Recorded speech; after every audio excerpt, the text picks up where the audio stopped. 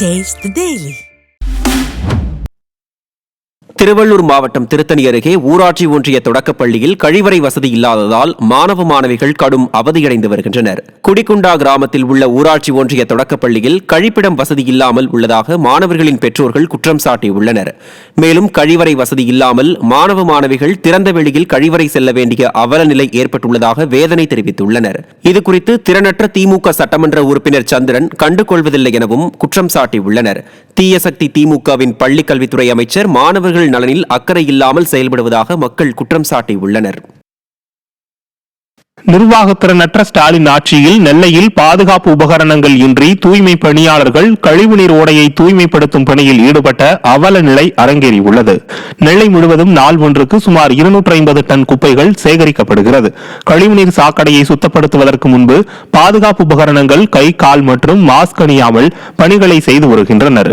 இதுகுறித்து மாநகராட்சி மற்றும் மாவட்ட நிர்வாகம் தூய்மை பணியாளர்கள் பாதுகாப்பு நலன் கருதி உடனடியாக அவர்களுக்கு வேண்டிய பாதுகாப்பு உபகரணங்களை வழங்க வேண்டும் என பொதுமக்கள் கோரிக்கை விடுத்துள்ளனர். மயிலாடுதுறை மாவட்டம் தேரெழுந்தூர் அருகே ரேஷன் கடை சரிவர திறப்பதில்லை என பகுதி மக்கள் குற்றம் சாட்டியுள்ளனர்.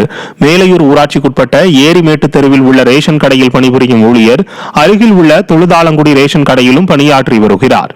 இதனால் ஏரிமேட்டு பகுதியில் ரேஷன் கடை சரியான நேரத்திற்கு திறக்கப்படுவதில்லை எனவும் ரேஷன் கடை ஊழியர்கள் வாரத்தில் பல நாட்கள் அங்காடியை பூட்டியே வைத்துள்ளதாகவும் மக்கள் வேதனை தெரிவித்துள்ளனர்.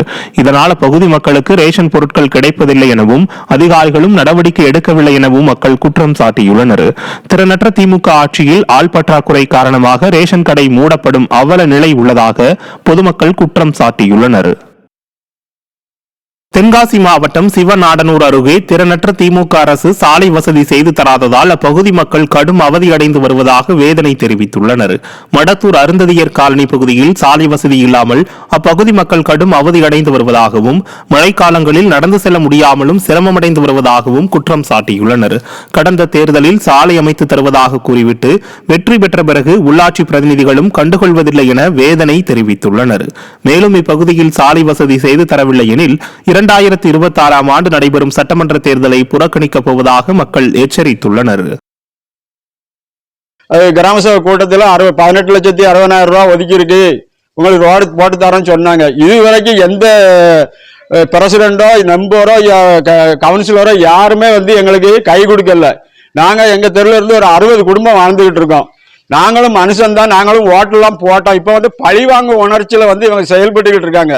பஞ்சாயத்தும் யூனியனும் சேர்ந்து இதே இடத்துல வச்சு இந்த கோயில் முன்ன வச்சுதான் வீடியோ சொன்னாரு, என்கிட்டே சொன்னாரு, இன்னும் 2-3 மாசத்துல உங்களுக்கு ரோடு ரெடியா இருந்தான்னு வீடியோ சொன்னாரு. ராணிப்பேட்டை மாவட்டம் அரக்கோணத்தில் இருந்து சென்னை புரட்சித் தலைவர் டாக்டர் எம்.ஜி. ராமச்சந்திரன் ரயில் நிலையம் நோக்கி சென்ற மின்சார விரைவு ரயில் 2 ரயில் நிறுத்தங்களில் நிற்காமல் சென்றதால் பயணிகள் அபாய சங்கிலியை இழுத்து ரயிலை நிறுத்தினர். அரக்கோணத்தில் இருந்து சென்னை புரட்சித் தலைவர் டாக்டர் எம்.ஜி. ராமச்சந்திரன் ரயில் நிலையம் நோக்கி சென்ற மின்சார விரைவு ரயில் புளியமங்கலம் மற்றும் மோசூர் ஆகிய 2 ரயில் நிலையங்களில் நிற்காமல் சென்றுள்ளது. இதனால் அதிர்ச்சி அடைந்த பயணிகள் அபாய சங்கிலியை பிடித்து இழுத்து ரயிலை நிறுத்தினர். பின்னர் திருவாலங்காடு ரயில் நிலையத்தில் ரயில் ஓட்டுநரிடம் பயணிகள் வாக்குவாதத்தில் ஈடுபட்டதால் ரயில் நிலையத்தில் பரபரப்பு ஏற்பட்டது. மைனாரிட்டி பாஜக ஆட்சியில் தகுதியற்றவர்கள் ரயில்களை இயக்கும் பணியில் நியமிக்கப்படுவதால் விபத்துகள் நேர்வதுடன் இத்தகைய விபரீத சம்பவங்கள் நிகழ்வதாக பொதுமக்கள் குற்றம் சாட்டினர். கடலூர் மாவட்டம் விருத்தாச்சலத்தில் பயன்படுத்த தகுதியற்ற இடமாக மாறிய பயணியர் நிழற்குடையால் பொதுமக்கள் கடும் அவதியடைந்து வருகின்றனர். தொட்டிக்குப்பம் செல்லும் சாலையில் செயல்படும் தனியார் பள்ளி மாணவர்கள் வசதிக்காக கட்டப்பட்ட பயணியர் நிழற்குடையை ஸ்டாலின் அரசின் அதிகாரிகள் கண்டுகொள்வதே இல்லை. இதனால் அந்த பேருந்து நிறுத்தம் முற்றிலும் சிதிலமடைந்தும் புதர்கள் நிறைந்தும் மாடுகள் கட்டக்கூடிய இடமாகவும் மாறியுள்ளது. மேலும் அந்த இடத்தை மது கூடமாக மது பிரியர்கள் பயன்படுத்துவதால் மாணவர்கள் செய்வதறியாது திகைக்கின்றனர்.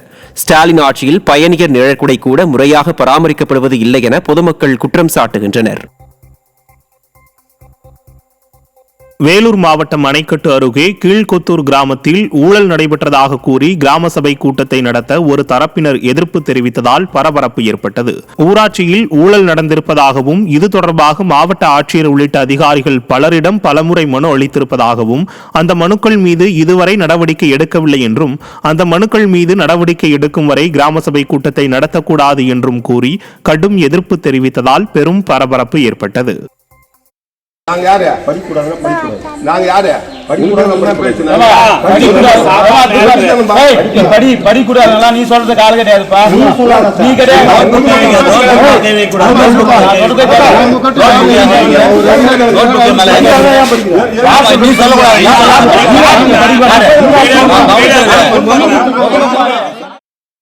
கடலூர் மாவட்டம் விருத்தாச்சலம் அருகே ஏற்கனவே போடப்பட்ட சிமெண்ட் சாலை மீது திறனற்ற திமுக அரசு மீண்டும் சாலை அமைத்ததால் அப்பகுதி மக்கள் அதிர்ச்சி அடைந்தனர். மங்களம்பேட்டை பேரூராட்சியை சேர்ந்த 15வது வார்டு அம்பேத்கர் நகரில் ஏற்கனவே சிமெண்ட் சாலை அமைக்கப்பட்டிருந்தது.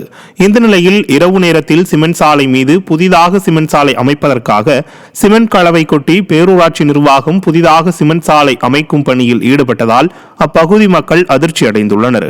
இந்த சம்பவம் குறித்த வீடியோ காட்சிகள் வெளியாகி மக்களிடையே அதிர்ச்சியை ஏற்படுத்தியுள்ளது.